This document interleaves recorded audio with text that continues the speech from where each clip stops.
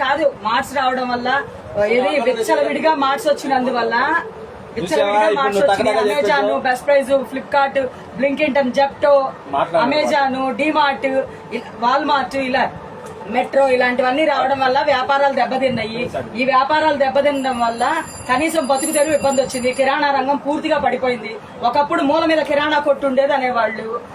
ఇది వీధి చివరుండే కిరాణా కొట్టుకెళ్లి ఉప్పు తెచ్చుకుందాం, పప్పు తెచ్చుకుందాం అనుకునేవాళ్ళం. ఈ రోజు ఆ కిరాణా కొట్లు మాయమైపోయే పరిస్థితి వచ్చింది.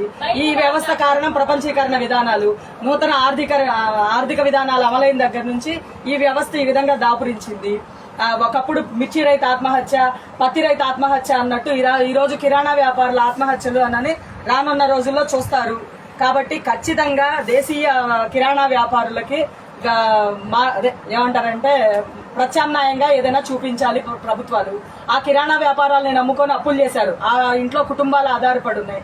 ఆ అప్పులు కట్టలేని స్థితి వచ్చేసింది. ప్రతిదానికి మార్ట్స్ ఆఫర్లు పెడుతున్నారు, బంపర్ ఆఫర్లు ఇస్తున్నారు. 20%, 50% ఇవన్నీ కూడా తగ్గింపు రేట్లు అంటున్నారు, వెళ్ళిపోతున్నారు. దాదాపుగా వీకెండ్స్ వచ్చేటప్పటికి 80% జనం అంతా కూడా మార్ట్స్ కి వెళ్ళిపోవడానికి చూస్తున్నారు. మార్ట్స్ కి, మాల్స్ కి వెళ్ళడం, అక్కడ అవసరం ఉన్నవి, అవసరం లేనివి అన్నిటినీ కొనుగోలు చేస్తున్నారు. కరోనా టైంలో నిజం చెప్పాలంటే స్థానిక వ్యాపారులు ఆదుకున్నారు, మార్ట్స్కి ఎవరిని రానివ్వలేదు. వీటన్నిటినీ ప్రభుత్వాలు దృష్టిలో పెట్టుకుని మా అందరికి ప్రత్యామ్నాయంగా కిరాణా వ్యాపార రంగం దెబ్బతినకుండా కాపాడండి, ప్రత్యామ్నాయ వ్యాపారం చూపించండి, లేదా మార్ట్స్ లో వీటిని విలీనం చేసి ఏవైతే కిరాణా వ్యాపారాలు ఉన్నాయో ఆ వ్యాపార యజమానులకి ప్రత్యామ్నాయంగా మార్ట్స్ లో కనీస ఉద్యోగాలు ఏయోటి ఇప్పించండి, అప్పులకో దారి చూపించండి.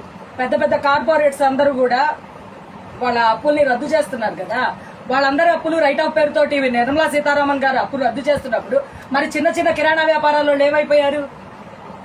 వాళ్ళు అటు మధ్యతరగతి బ్రతుకులు బ్రతుకుతున్నారు, ఇటు కిందికి దిగలేక పైకి ఎగబాగలేక వాళ్ళ కుటుంబాల్లో ఆకలి, దరిద్రం, పీడన ఇవన్నీ కూడా వెంటాడుతున్నాయి. వీటన్నిటిని ఖచ్చితంగా కూడా ప్రభుత్వం స్వీకరించాలి, అప్పులని పరిశీలించాలి. వీటికి ఏం చేస్తున్నారు పూరి